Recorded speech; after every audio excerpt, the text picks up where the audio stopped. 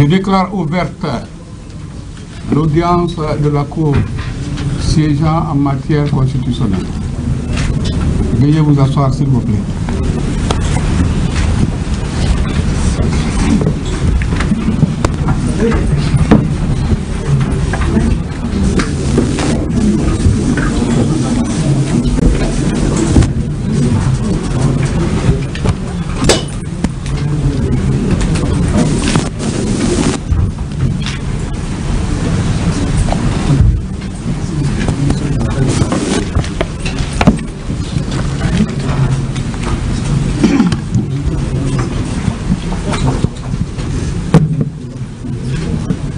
Monsieur le procureur général, Monsieur le Premier Président, avec la physionomie de la salle, est-ce que cette audience peut valablement se tenir? Monsieur le Premier Président, la physionomie est convenable. Cette audience peut valablement se tenir. Monsieur le greffier, veuillez donner lecture du rôle d'audience de ce soir. Merci, Monsieur le Président. Cour suprême, Chambre administrative et constitutionnelle. Rôle d'audience du vendredi 26 septembre 2025. Composition. Président. 1. Monsieur Fodé Bangoura. Président. Membre. 2. Madame Mariama Doumbouya, présidente de la Chambre, rapporteuse. 3. Monsieur André Safela Leno, président de Chambre. 4. Monsieur Ibrahima Souri Yansane, président de Chambre. 5. Monsieur Mohamed Sissé, président de Chambre par intérim. 6. Madame Makoya Kamara, présidente de Chambre par intérim. 7. Madame Hawadaro Kourouma, conseillère. 8. Monsieur Mamadouba Keita, conseiller. 9. Madame Nene Ousmane Diallo, conseillère. Ministère public. Monsieur Sidi Suleiman Diaye, procureur général par intérim. Madame Nene Hawa Diallo, première avocate par intérim. Monsieur Soriba Mané, avocat général. Monsieur Sidiki Kanté, avocat général. Greffier. Maître Louis Honoré Loa, chef de greffe. Maître Tamba Michel Traoré, greffier en chef. Une seule affaire inscrite au rôle. Affaire numéro 001. Affaire matière référendaire. Objet contestation des résultats provisoires du référendum du 21 septembre 2025 et proclamation des résultats définitifs du dit référendum. Merci, Monsieur le Président. Merci, Monsieur le chef de greffe. Madame la conseillère, rapporteuse, veuillez donner lecture de votre rapport. Merci, Monsieur le Premier Président. Rapport de procédure. Objet. Contestation des résultats provisoires du scrutin référendaire du 21 septembre 2025 et proclamation des résultats définitifs du dit traité.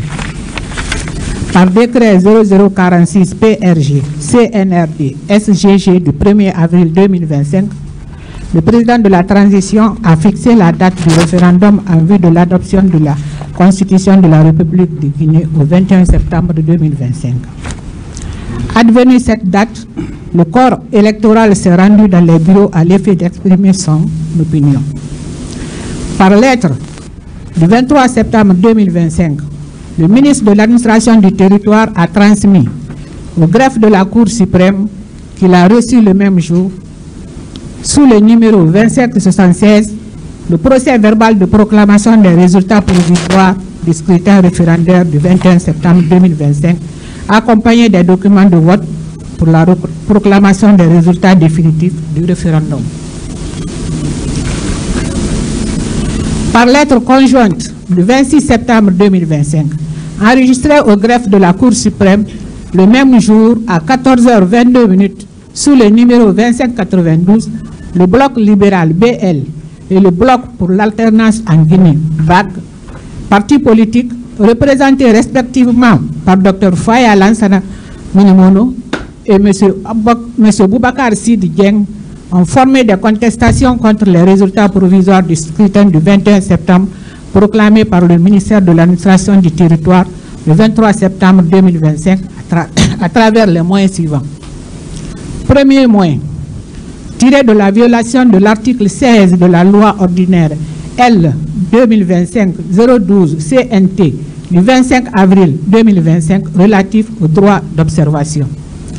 Par ces moyens, les requérants affirment que leurs délégués et superviseurs ont été ignorés et empêchés de superviser les opérations de vote, du dépouillement et de la centralisation, alors que le ministre de l'administration du territoire et de la décentralisation, au cours d'une plénière, a informé les différentes entités de leur droit de se faire représenter dans les bureaux de vote et dans les centres de centralisation en application de l'article 6 indiqué. Deuxième moyen, tiré de la violation de l'article 19 de la loi ordinaire L 2025-012 CNT du 25 avril 2025 relatif au rôle de la haute autorité de communication HAC. Les requérants déclarent au soutien de ce moyen qu'ils n'ont bénéficié que de 3 minutes de temps une fois chaque 2 jours, alors que le camp du oui disposait de près de 15 mouvements et des partis politiques qui passaient chaque jour pour demander aux électeurs de voter oui. Ce texte inéquitable n'a pas favorisé le respect des opinions entre les camps du oui et du non, ce qui constitue un motif valable d'annulation. Troisième moyen, tiré de la violation de l'article 12 de la loi ordinaire L 2025-012 CNT du 25 avril 2025. Par ce moyen, les requérants indiquent qu'il a été créé un organe appelé Observatoire national autonome de supervision du référendum constitutionnel, ONASUR, ayant une compétence nationale et doté d'une autonomie financière qui exerce pleinement sa mission par ses membres. Les membres de cet organe ont été nommés 72 heures avant le scrutin, ce qui fait que celui-ci n'a pas pu mettre en place des structures de supervision dans les 33 préfectures de la Guinée et dans les 13 communes de Conakry, ainsi que dans les ambassades et consulats de la République de Guinée à l'étranger.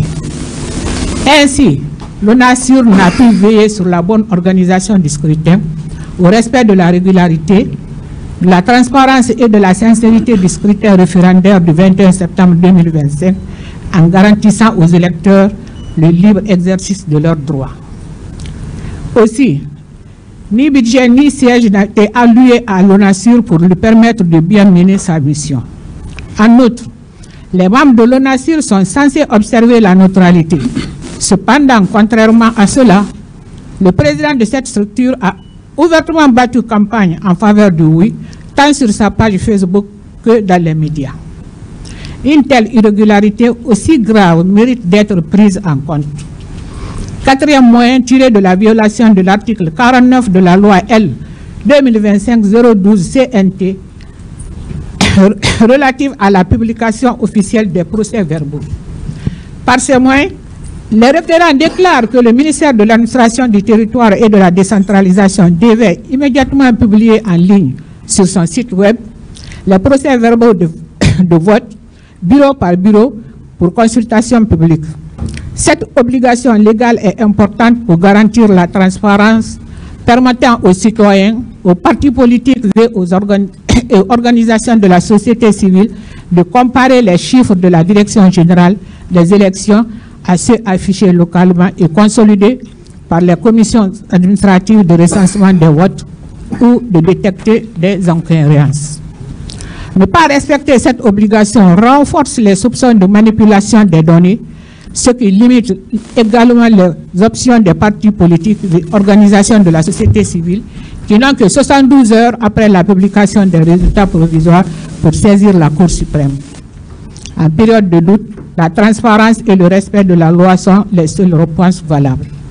Cinquième moyen tiré de la violation de l'article 50 de la loi L 2025-012 CNT du 25 avril relatif à la proclamation des résultats.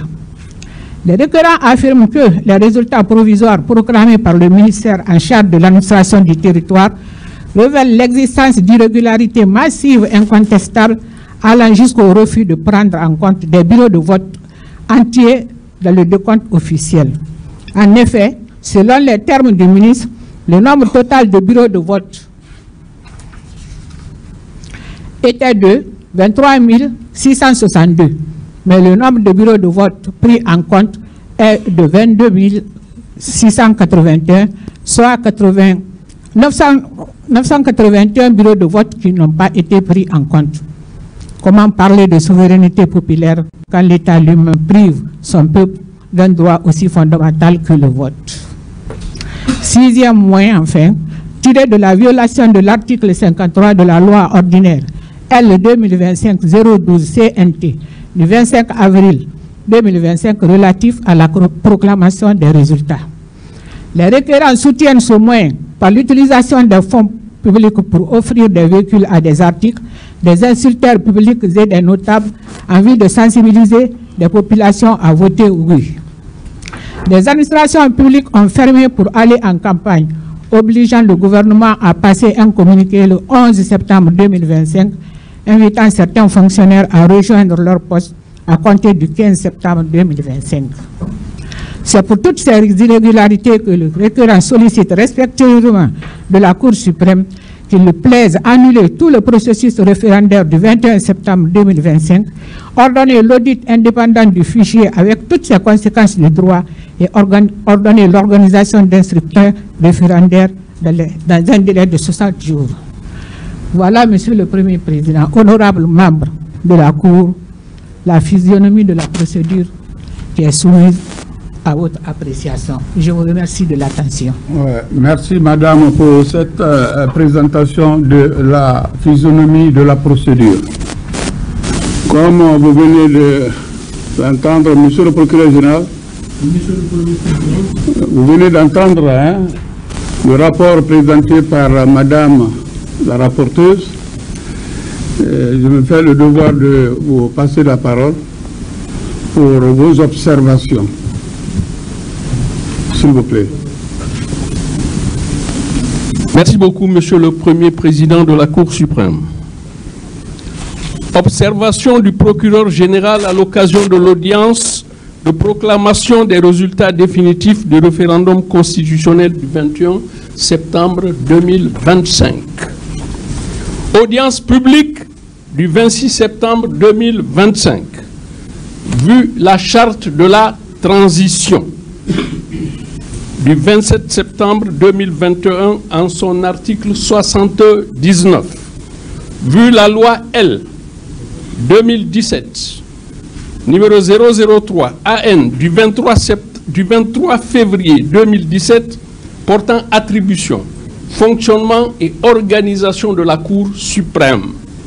Vu la loi L 2025 numéro 012 CNT du 25 avril 2025 fixant les modalités d'organisation du référendum constitutionnel en République de Guinée. Vu le décret D 2025-0046 du 1er avril 2025 fixant la date du référendum en vue de l'adoption de la Constitution de la République de Guinée. Monsieur le Premier Président de la Cour suprême, Mesdames et Messieurs les présidents de chambre, Mesdames et Messieurs les conseillers, la République de Guinée, pays situé sur la côte ouest africaine, écrit encore une fois, aujourd'hui, vendredi 26 septembre 2025, une page importante de son histoire par la proclamation des résultats définitifs du référendum constitutionnel organisé le 21 septembre 2025 sur toute l'étendue du territoire national et dans les représentations diplomatiques et consulaires de la République de Guinée retenues. C'est la Cour suprême, la plus haute juridiction de l'État, qui va, dans quelques instants, y procéder dans sa vénérable salle d'audience inaugurée en avril 1995. Faut-il en effet rappeler qu'à la suite de la suppression de la Cour constitutionnelle, la charte de la transition dispose en son article 79: les attributions de la Cour constitutionnelle sont transférées à la Cour suprême durant la période de transition. Aussi, la loi numéro 12 du 25 avril 2025 indique que la Cour suprême proclame les résultats définitifs du référendum constitutionnel. Monsieur le Premier Président de la Cour suprême, Mesdames et Messieurs les présidents de chambre, Mesdames et Messieurs les conseillers, permettriez-vous, je choisis les mots, permettriez-vous que le procureur général par intérim mette pendant cette audience publique en relief deux notions maîtresses, à savoir la Constitution et le référendum.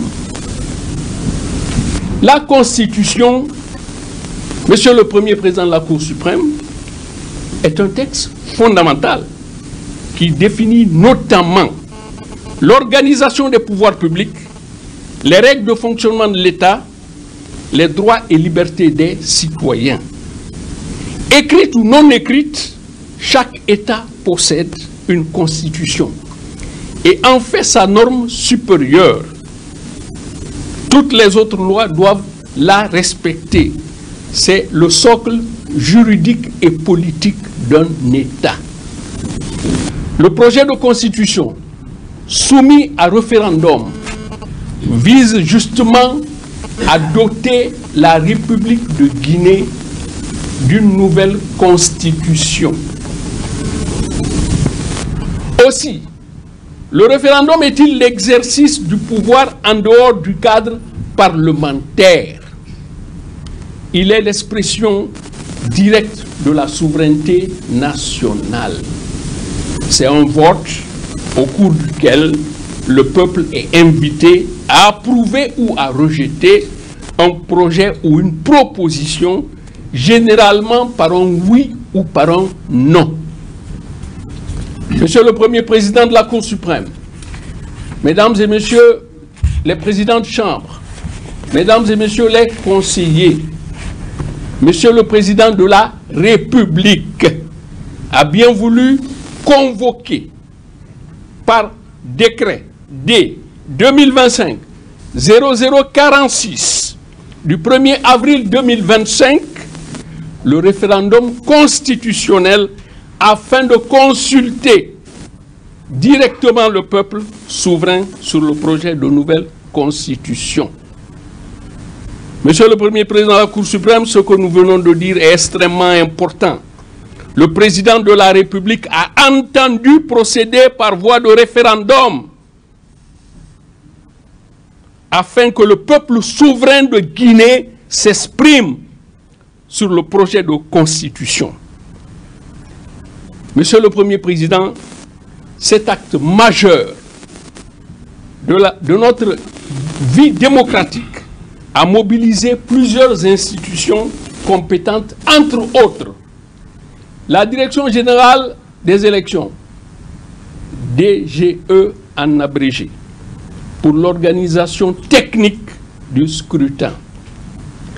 L'Observatoire national autonome de supervision du référendum constitutionnel, ONASUR, pour bien entendu la supervision de l'ensemble des opérations référendaires dans les circonscriptions électorales.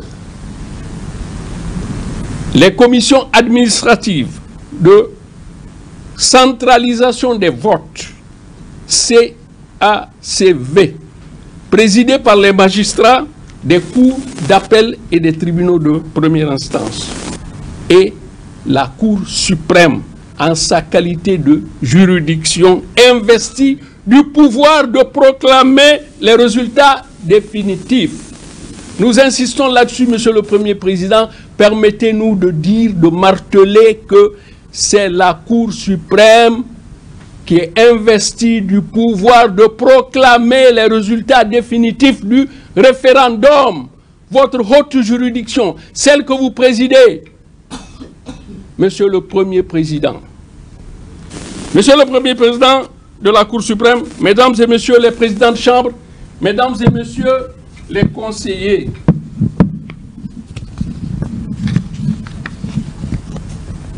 s'agissant du déroulement du scrutin, il apparaît sur la base des éléments transmis à la Cour suprême que le scrutin s'est déroulé dans des conditions globalement régulières et pacifiques dans toutes les circonscriptions électorales. La participation des citoyens a été significative. Les difficultés techniques ou logistiques relevées par endroit ne sont pas de nature à altérer l'expression libre du suffrage. Monsieur le Premier Président, ce passage de nos observations est extrêmement important.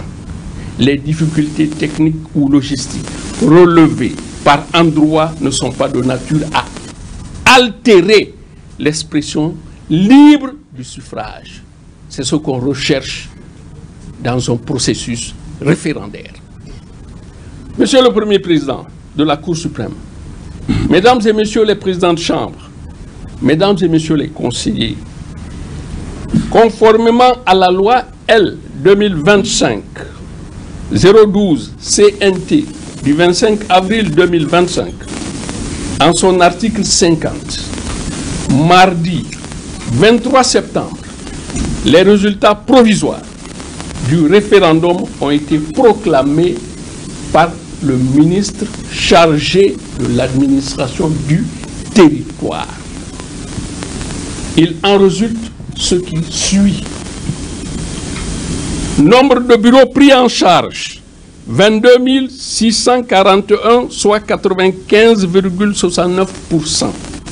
Total inscrit, 6 768 458. Total votant sur la liste d'émargement, 5 833 464. Total votant par dérogation, 118 343. Total votant, 5 951 807. Taux de participation, 86,42%. Bulletin nul, 205 480. Suffrage valablement exprimé, 5 746 327, soit 96, Par ailleurs, le bloc libéral et le bloc pour l'alternance en Guinée ont déposé au greffe de la Cour suprême un recours aux fins d'annulation du scrutin référendaire du 21 septembre 2025. Rien d'étonnant à cela, rien d'extraordinaire à cela, c'est la loi qui le prévoit. On doit être respectueux de la loi. Le recours comporte plusieurs moyens. Les moyens sont les arguments qu'une partie présente, qu'un demandeur, un requérant présente à une juridiction. 1. sur le premier moyen tiré de la violation de l'article 16 de la loi L 2025-012 CNT du 25 avril 2025. Les requérants soutiennent que leurs délégués et superviseurs ont été empêchés de suivre les opérations électorales au motif qu'ils n'avaient pas été accrédités. Ils considèrent que la réunion de concertation organisée par le ministère de l'Administration du Territoire valait accréditation. Faut-il savoir que même si l'article 16 de la loi susvisée garantit le droit d'observation du vote, mais il subordonne son exercice à des procédures formelles d'accréditation que les requérants eux-mêmes reconnaissent n'avoir pas accompli. Aucun délégué ou superviseur du bloc libéral et du bloc pour l'alternance en Guinée ne possédait un document officiel d'accréditation. Dès lors, l'empêchement d'observer le scrutin par ces délégués et superviseurs ne constitue pas une violation de la loi. Ils n'avaient pas le titre requis, qui est l'accréditation. C'est un titre délivré par l'autorité compétente à tout observateur. Le procureur général par intérim estime que ce moyen ne saurait prospérer. C'est la position du procureur général par intérim.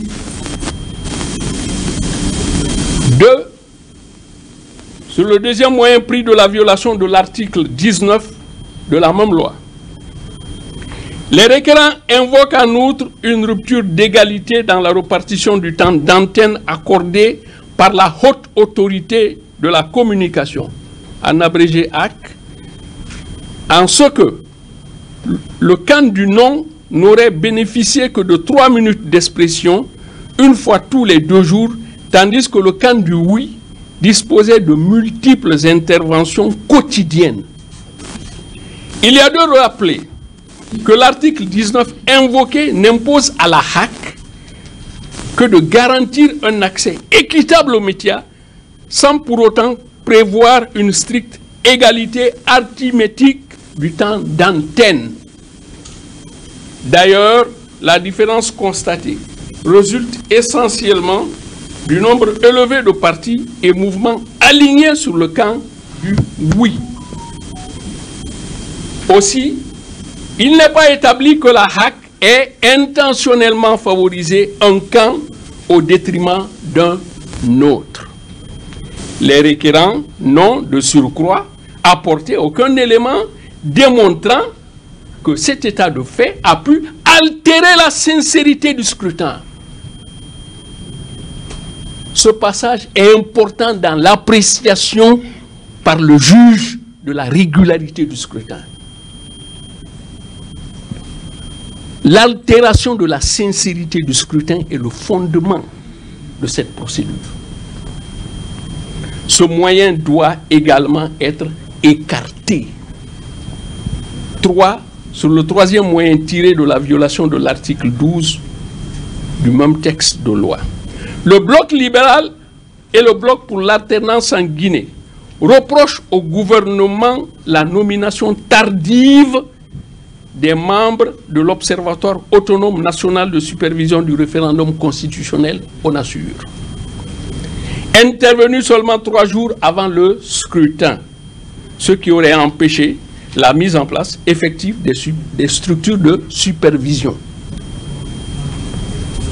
Ils ont en plus allégué que le président de l'ONASUR aurait mené campagne pour le oui. Il faut en effet souligner qu'aucune disposition légale n'impose un délai minimum de nomination des membres de l'ONASUR. Vous ne verrez pas dans la loi fixant les modalités d'organisation du référendum. Nous, procureurs généraux par intérim, sommes tenus par les dispositions de la loi. Nous venons à l'audience pour présenter les dispositions de la loi au juge. Dans ce cas-ci, ces juges ce sont ceux que vous voyez sur l'estrade. Le premier président, les présidents de chambre, les conseillers. Cela étant, Monsieur le Premier Président, Messieurs les conseillers, il faut en effet souligner qu'aucune disposition légale n'impose un délai minimum de nomination des membres de l'ONASUR. Au surplus, les griefs de partialité à l'encontre du président de l'ONASUR ne reposent sur aucun élément probant. Dans une procédure judiciaire, il ne suffit pas d'alléguer, il faut prouver. Il s'ensuit que ce moyen mérite d'être rejeté. 4. Sur le quatrième moyen pris de la violation de l'article 49 de la loi subventionnée.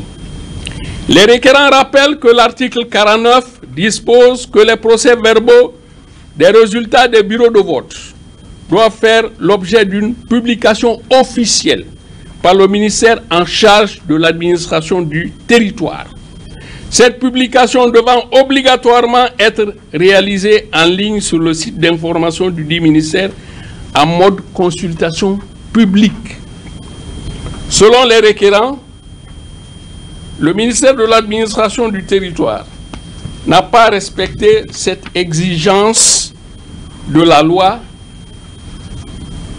et que ce défaut de publication aurait limité les possibilités de contrôle des partis politiques notamment. Il convient d'indiquer à cet égard que si l'article 49 prévoit la publication officielle des procès-verbaux par le ministère de l'administration du territoire, il n'impose pas que cette publication intervienne exclusivement ni immédiatement sous la forme électronique. La loi ne l'impose pas. Et quand la loi ne l'impose pas, le juge ne peut pas l'imposer. D'ailleurs, la loi garantit la publicité des résultats, mais laisse au ministère le soin d'en déterminer les modalités techniques. D'ailleurs, le délai de 72 heures pour saisir la Cour suprême court à compter de la publication officielle des résultats provisoires et non de la mise en ligne des procès-verbaux. Cela étant, l'argument tiré d'une prétendue limitation du droit du recours est inopérant. Il est inopérant. 5. Sur le cinquième moyen tiré de la violation de l'article 50 de la loi L 2025-012 CNT du 25 avril 2025. Les requérants soutiennent qu'en application des dispositions de cet article, les résultats provisoires du référendum doivent être proclamés par le ministre chargé de l'administration du territoire dans un délai de 3 jours, suivant la réception du dernier procès verbal de centralisation de vote, étant entendu que la transmission des 10 procès-verbaux ne saurait excéder 7 jours. Ils font valoir qu'en l'espèce, les résultats proclamés seraient entachés d'irrégularités manifestes et substantielles, tenant notamment au refus d'intégrer dans le décompte officiel les résultats de certains bureaux de vote. Les requérants n'apportent aucun élément de preuve permettant d'établir que ces délais légaux n'auraient pas été respectés par l'autorité compétente lors de la proclamation des résultats provisoires.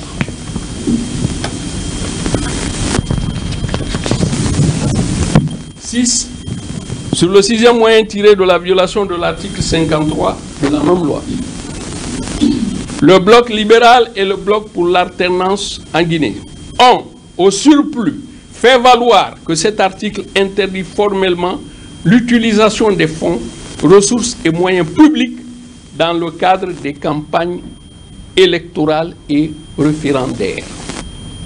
Les requérants soutiennent à ce propos que les autorités gouvernementales auraient mis à disposition des véhicules de service, financé directement certaines manifestations et procédé à des distributions de sommes d'argent et de t-shirts afin de mobiliser les foules en faveur du oui.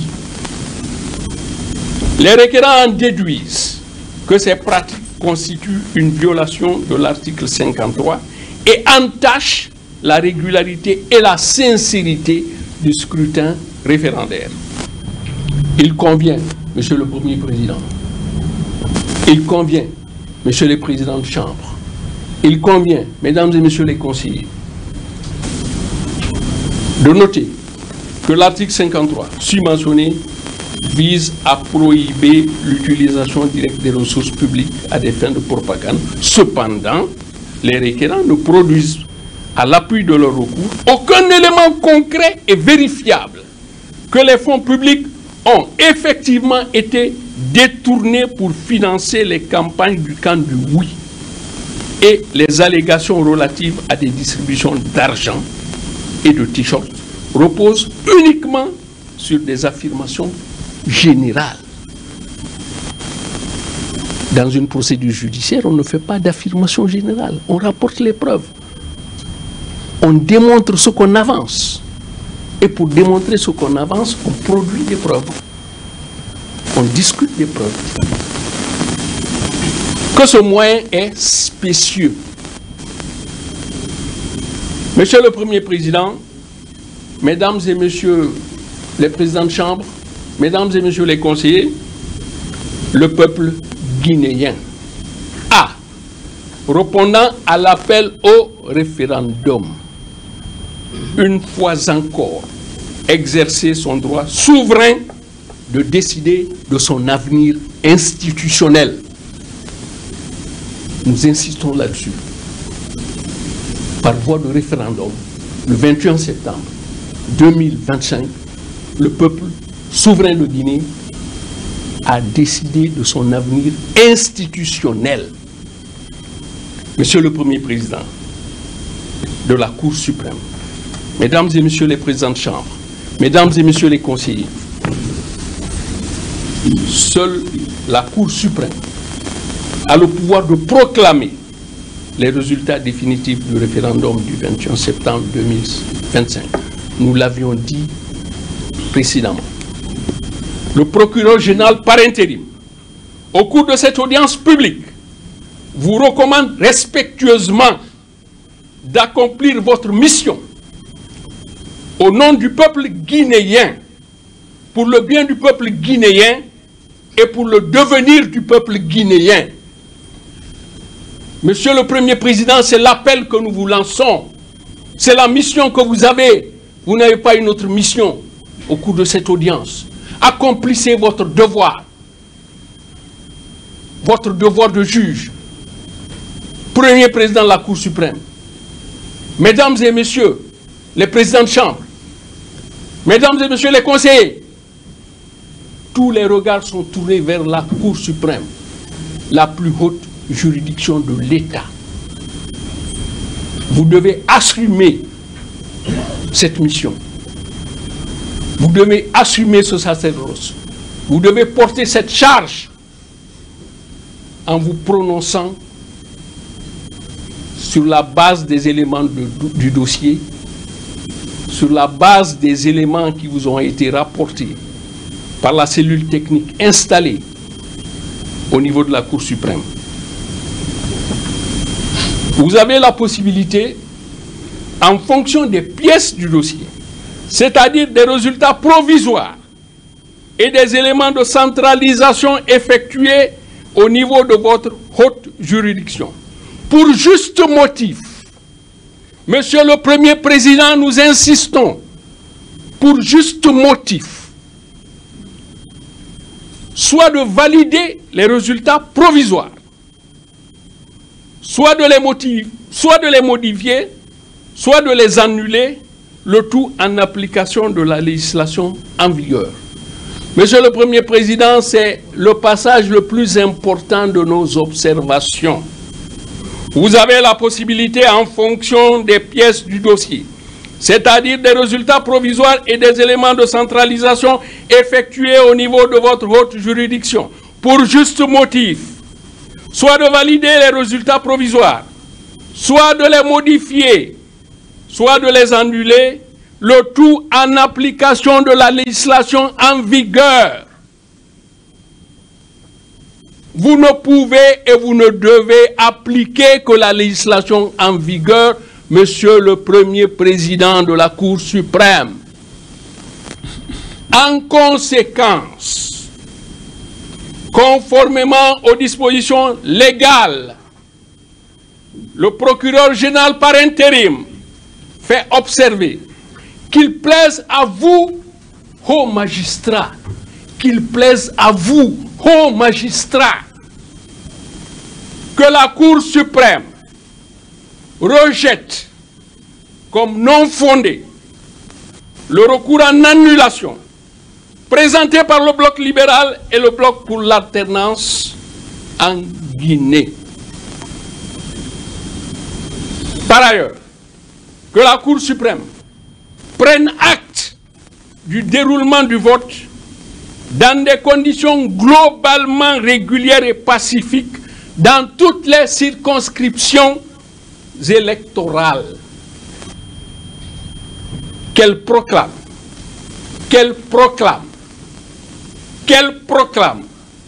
les résultats provisoires comme résultats définitifs du scrutin du 21 septembre 2025 en application de l'article 51 de la loi L 2025 CNT du 25 avril 2025.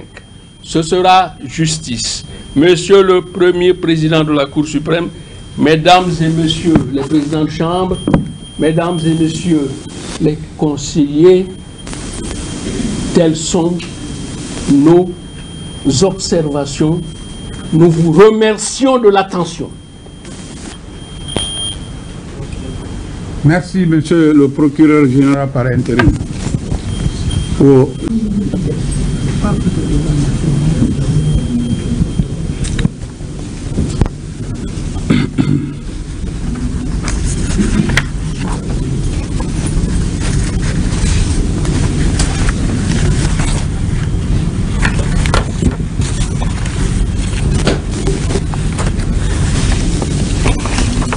La Cour, vu la charte de la transition,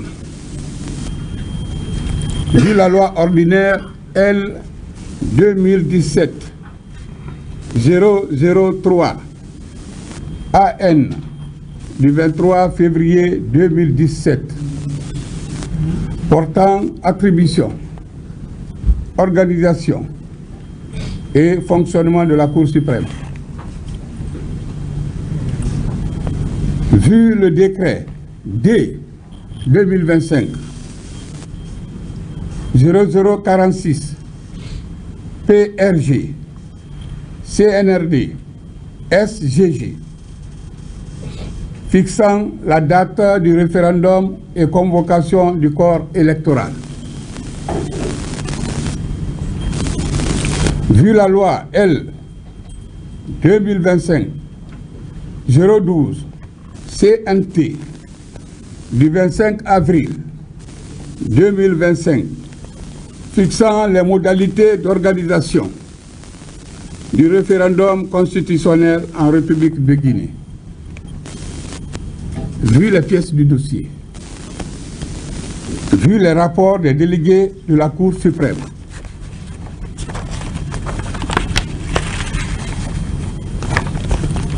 vu les procès-verbaux des commissions administratives de centralisation des votes, CACV, vu le rapport du 24 septembre 2025 de l'Observatoire national autonome du référendum constitutionnel, vu la proclamation des résultats provisoires du scrutin référendaire du 21 septembre 2025. Oui, le rapport de la conseillère. 1. Faits et procédures. Par lettre numéro 1352 MATD, en date du 23 septembre 2025, enregistré le même jour au greffe de la Cour suprême, à 23h29 sous le numéro 2576, Monsieur le ministre de l'Administration du Territoire et de la décentralisation a transmis, accompagné des pièces y afférentes, les résultats provisoires du référendum tenu le 21 septembre 2025. Par requête conjointe du 26 septembre 2025,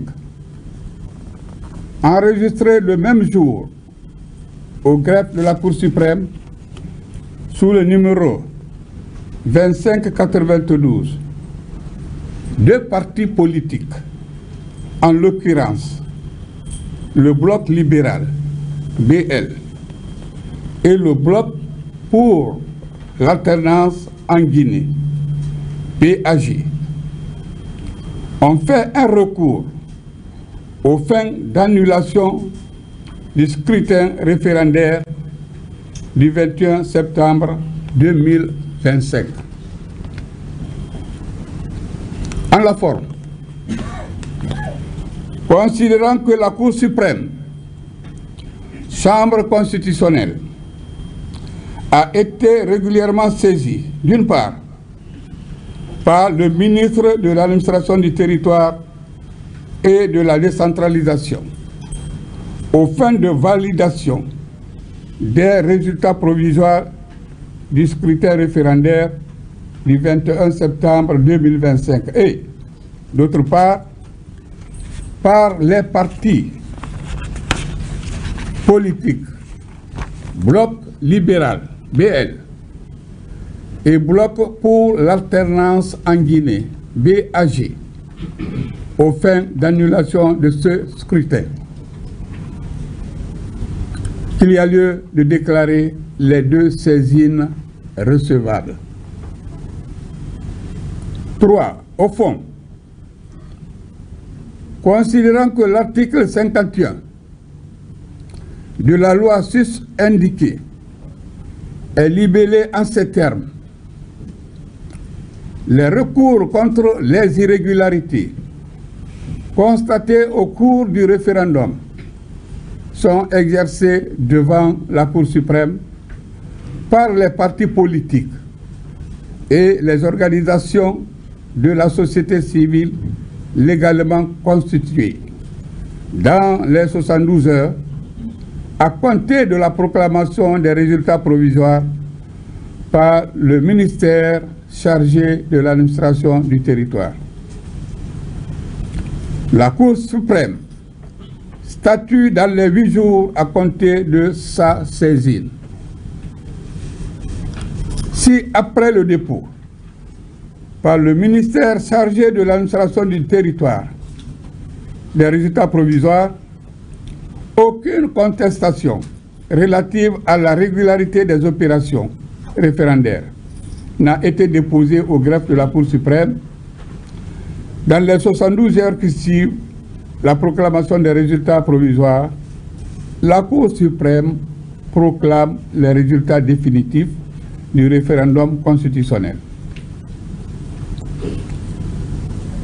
Considérant que pour obtenir annulation du scrutin en cause, les partis politiques sus-indiqués ont évoqué 6 moyens.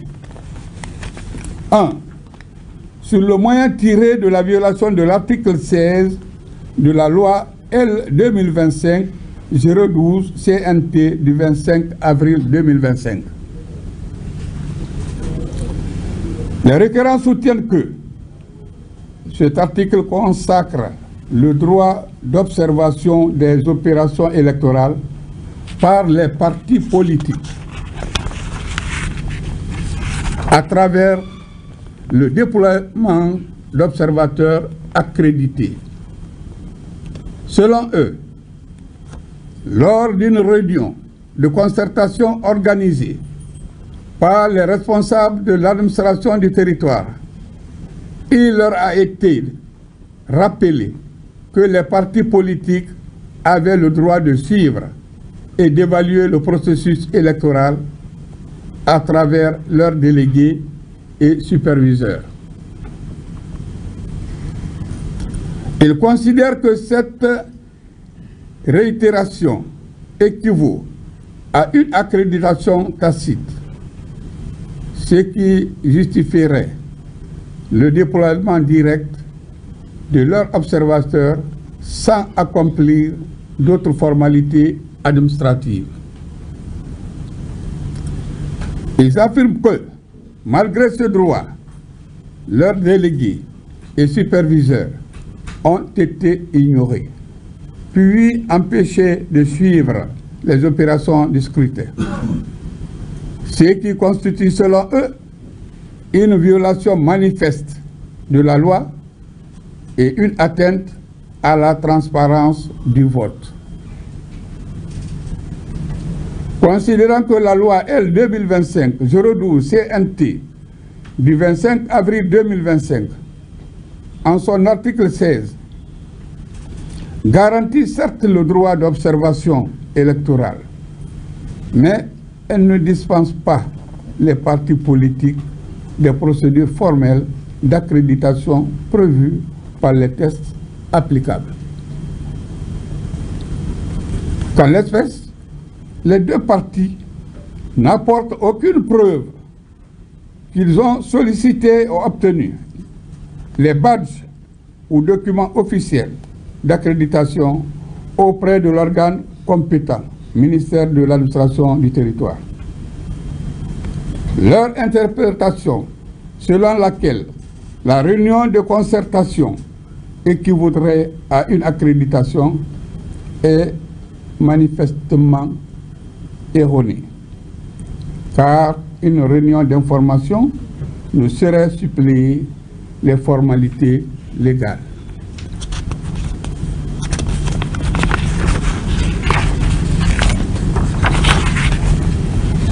Considérant que les partis avaient l'obligation de se conformer aux règles de procédure fixées par l'autorité compétente pour accréditer les observateurs, dépôt des listes, fourniture d'identification, retrait de badge.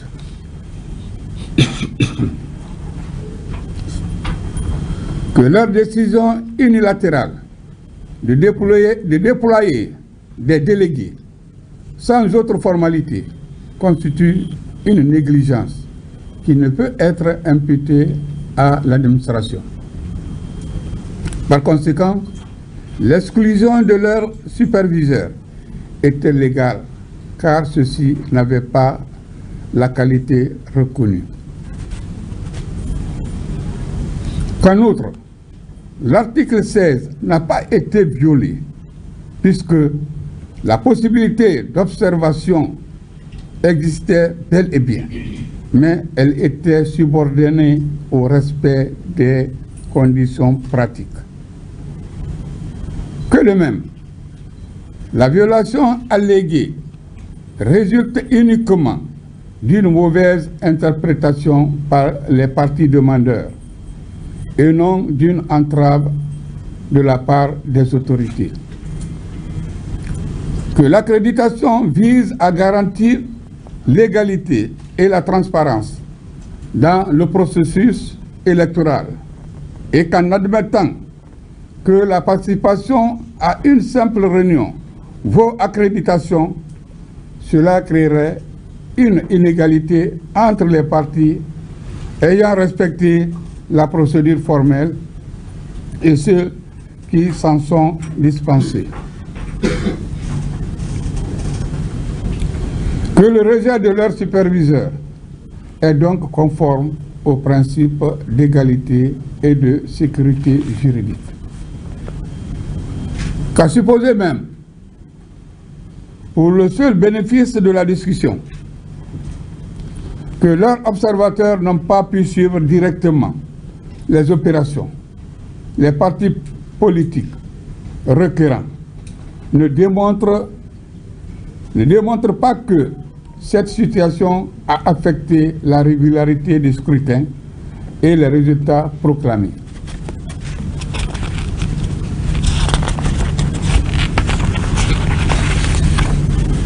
Au demeurant, aucun élément concret, procès-verbaux irréguliers, fraude documentée, falsification n'est fourni pour établir que le défaut de supervision a eu une incidence sur la sincérité du vote.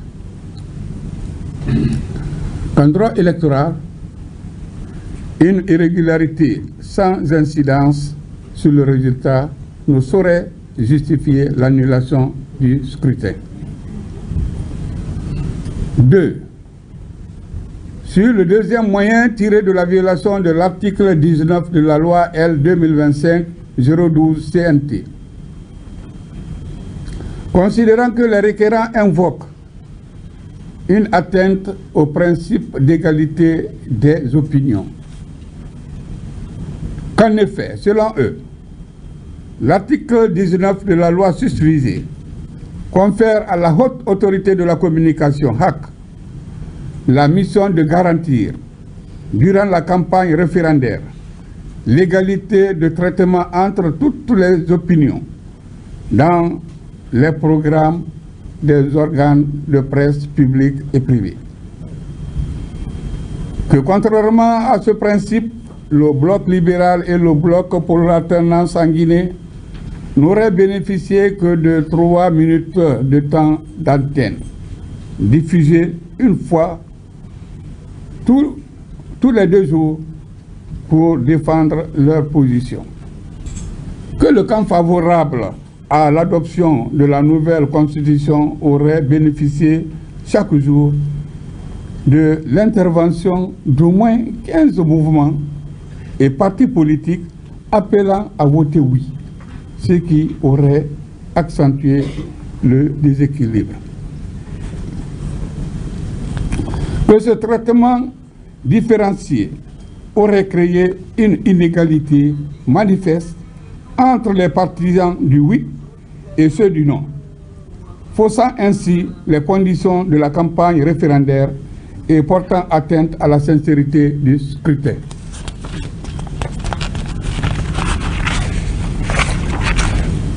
Considérant que, s'il est vrai que l'article 19 de la loi confie à la haute autorité de la communication, HAC, une mission de régulation, il n'en demeure pas moins vrai qu'il n'impose pas une stricte égalité arithmétique de temps d'antenne entre les acteurs, la règle étant celle d'une égalité de traitement dans le cadre des moyens disponibles et non d'une stricte parité horaire. Que les requérants n'apportent pas d'éléments probants établissant que la HAC, haute autorité de la communication, aurait volontairement favorisé le camp du oui au détriment du non. La simple différence de durée ne suffit pas à démontrer une violation du principe d'égalité dès lors que les opposants ont eu un accès effectif aux médias. Qu'au demeurant, le temps d'antenne plus important du camp du oui résulte principalement du nombre élevé de partis et mouvements alignés sur cette position. Dès lors, la haute autorité de la communication, HAC, n'a pas à limiter l'expression de ses acteurs dès lors que chacun agit dans le respect de la loi. Qu'en admettant même une différence de temps d'antenne, les requérants n'établissent pas que ce déséquilibre ait altéré la liberté de choix des électeurs, ni la sincérité du vote. Or, en droit électoral, seule une irrégularité ayant eu une incidence déterminante peut justifier l'annulation. 3. Sur le troisième moyen tiré de la violation de l'article 12 de la loi L 2025-012 CNT, Considérant que les requérants soutiennent, au terme de l'article 12 de la loi ordinaire L 2025-012 CNT du 25 avril 2025, l'Observatoire national autonome de supervision du référendum constitutionnel, ONASUR, est chargé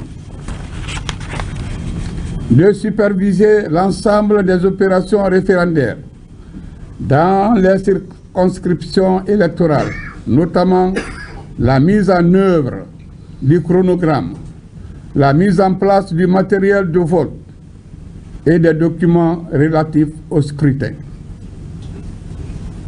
Que selon eux, les 11 membres de l'ONASUR n'ont pas été nommés que par décret du 18 septembre 2025, soit seulement 72 heures avant le scrutin, ce qui n'aurait pas permis la mise en place effective des structures de supervision dans les 33 préfectures, les 13 communes de Conakry, ainsi que dans les ambassades et consulats à l'étranger.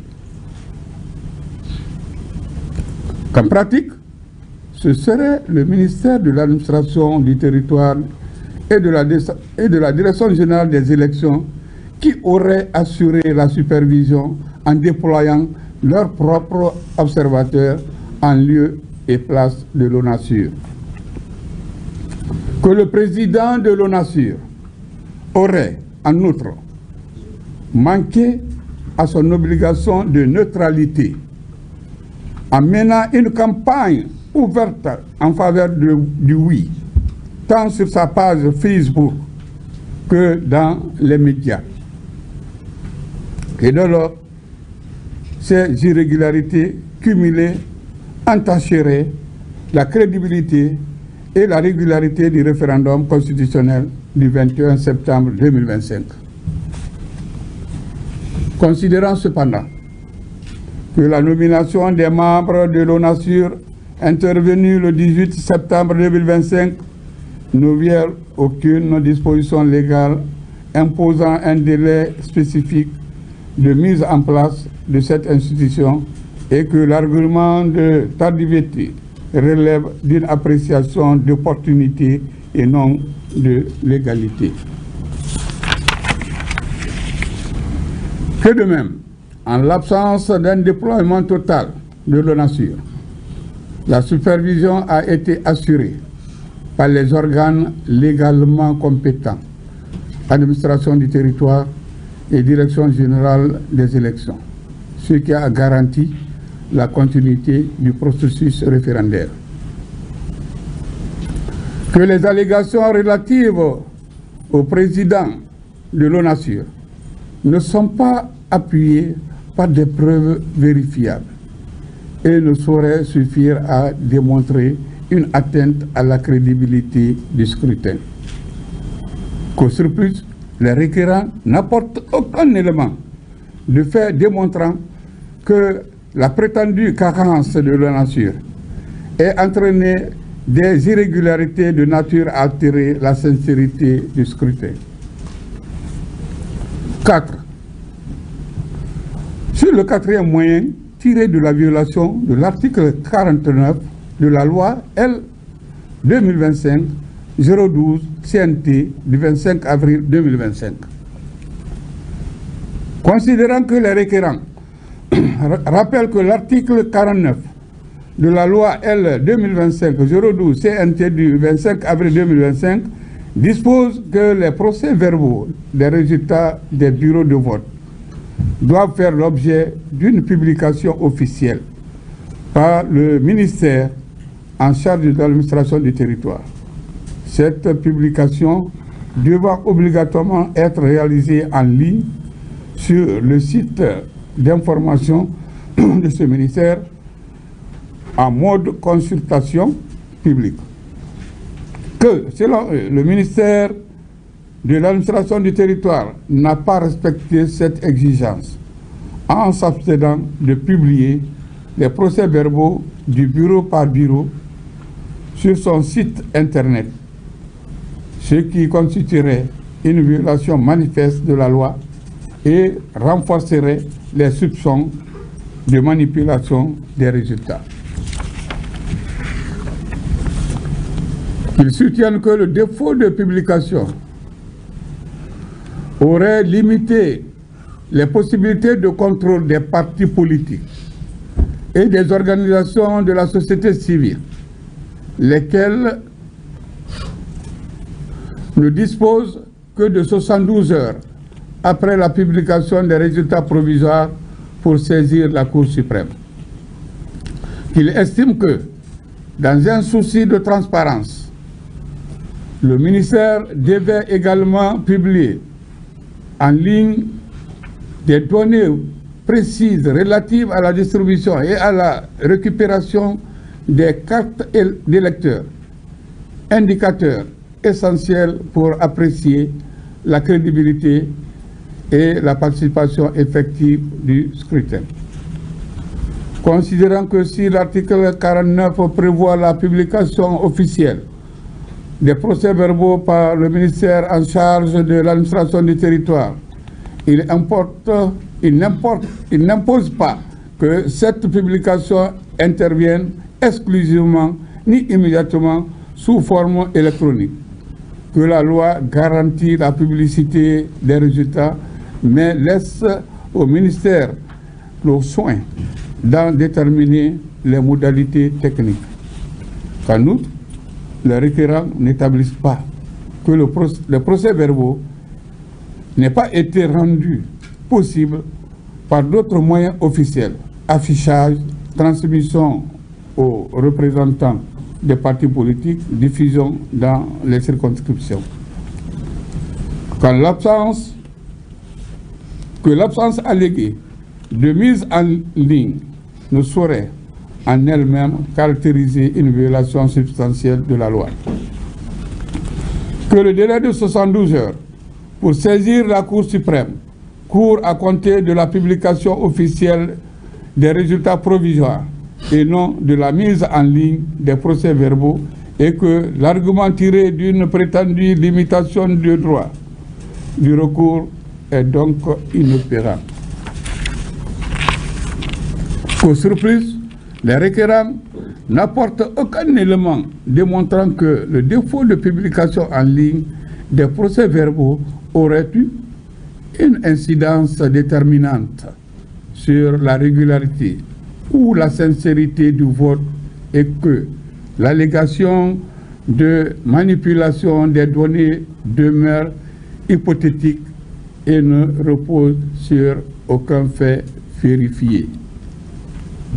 5. Sur le cinquième moyen tiré de la violation de l'article 50 de la loi ordinaire relative à la proclamation des résultats provisoires,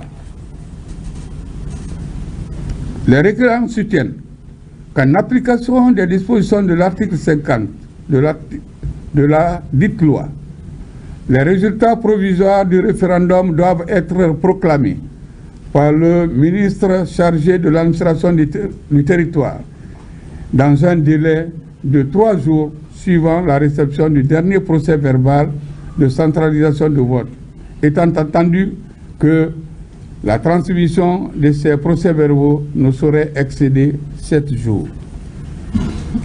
Ils font valoir qu'en l'espèce, les résultats proclamés auraient entaché d'irrégularités manifestes et substantielles, tenant notamment au refus d'intégrer dans le décompte officiel les résultats de certains bureaux de vote. En effet, il ressort des propres déclarations du ministre que, sur un total de 23 662 bureaux de vote, seuls 22 681 ont été pris en considération, soit un déficit de 981 bureaux écartés du calcul final. Considérant d'une part, au terme de l'article 50 de la loi ordinaire susvisée, les résultats provisoires du référendum sont proclamés par le ministre chargé de l'administration du territoire dans les 3 jours suivant la date de réception du dernier procès verbal de centralisation du vote. La transmission des procès-verbaux devant, en tout état de cause, intervenir dans un délai maximum de 7 jours. Que, d'autre part, que les requérants n'apportent aucun élément de preuve permettant d'établir que ces délais légaux n'auraient pas été respectés par l'autorité compétente lors de la proclamation querellée.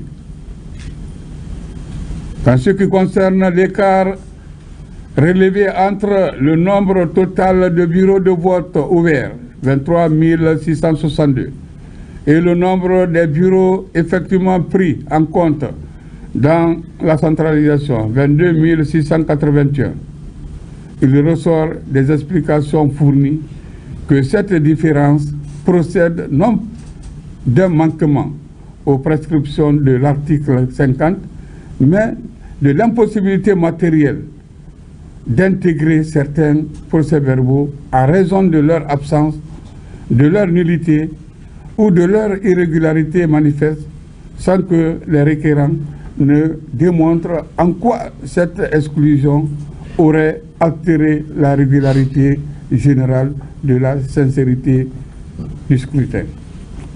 Qu'ainsi, les griefs articulés au titre de la violation de l'article 50 de la loi précitée ne sauraient prospérer, faute de fondement en fait comme en droit. 6. Sur le 6e moyen tiré de la violation de l'article 53 de la loi L 2025-012 CNT du 25 avril 2025. Considérant que les requérants font valoir que l'article 53 de la loi ordinaire L 2025-012 CNT du 25 avril 2025 interdit formellement l'utilisation des fonds, moyens et ressources publiques dans le cadre des campagnes électorales ou référendaires. Qu'en dépit de cette interdiction, plusieurs ministres de la République et hauts fonctionnaires auraient pris part à des mouvements de soutien en qualité de parrain, participant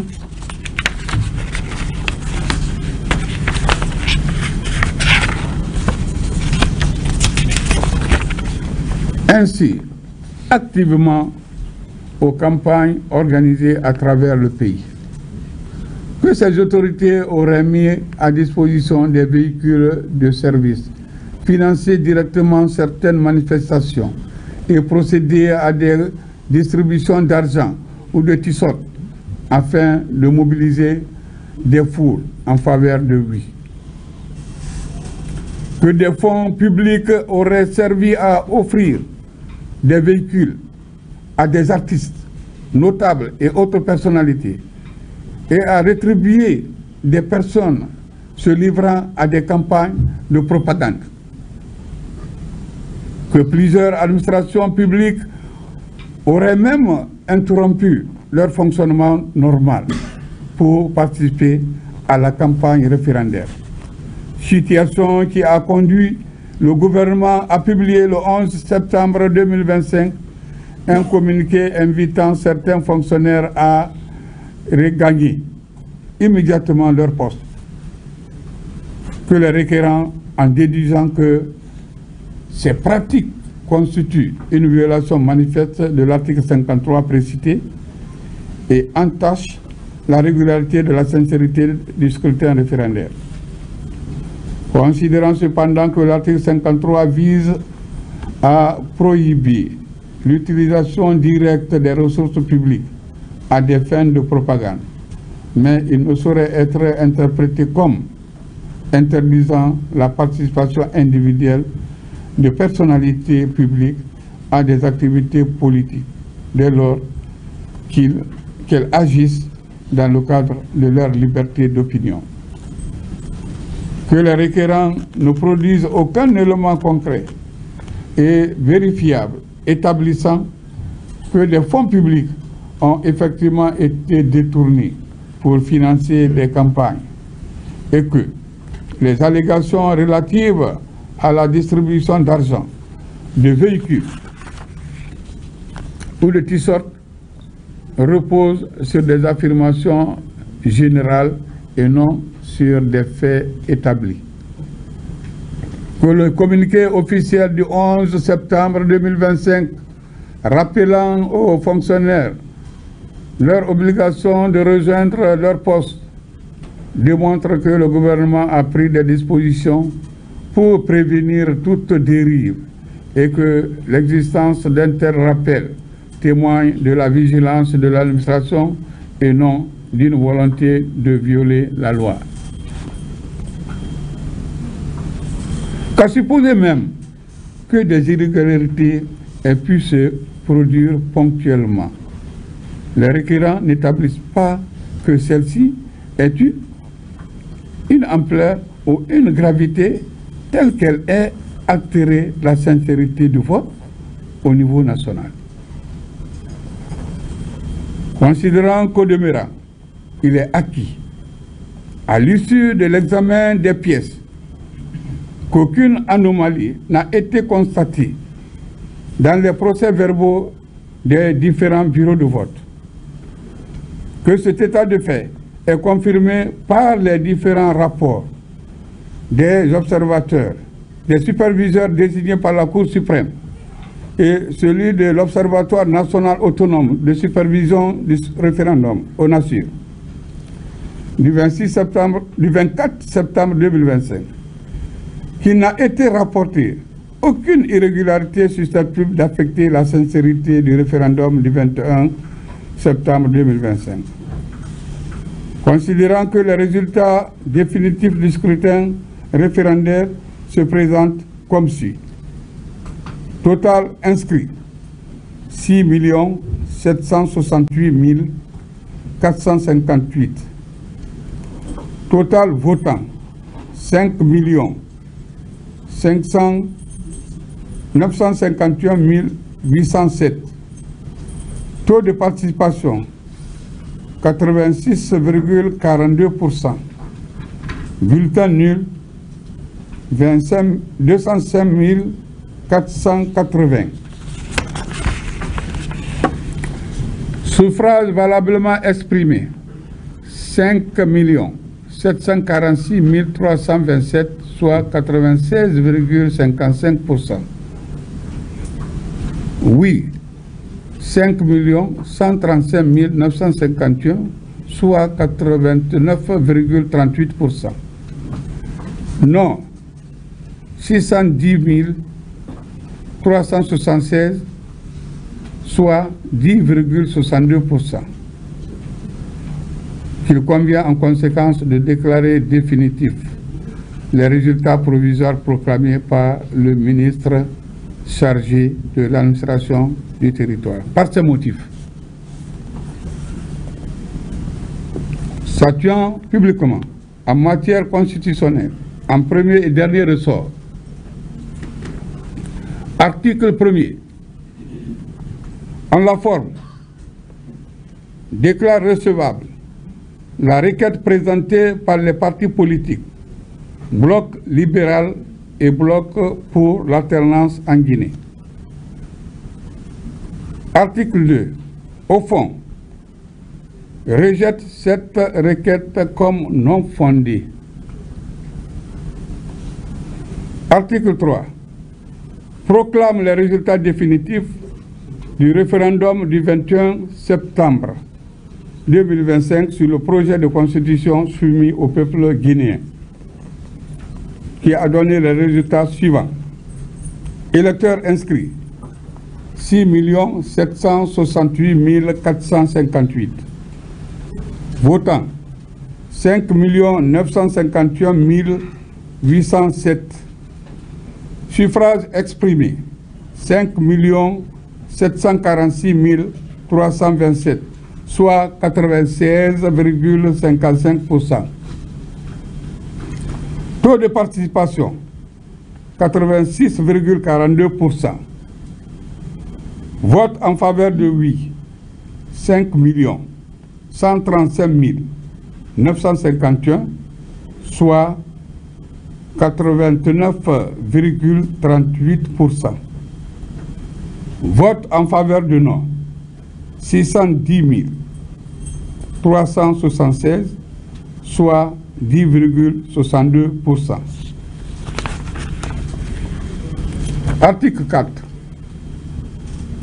Ordonne que le présent arrêt soit notifié aux plus hautes autorités de l'État et publié sans délai au journal officiel de la République de Guinée. Ainsi fait, jugé les jours, mois et ans que de ceci. Ont signé le premier président, que je suis Fodé Bangoura, la conseillère rapporteuse, Madame Mariama Doumbouya, le chef de grève, Monsieur Honoré Lois. Telle est la décision de la Cour. Je vous remercie pour votre attention et l'audience est levée.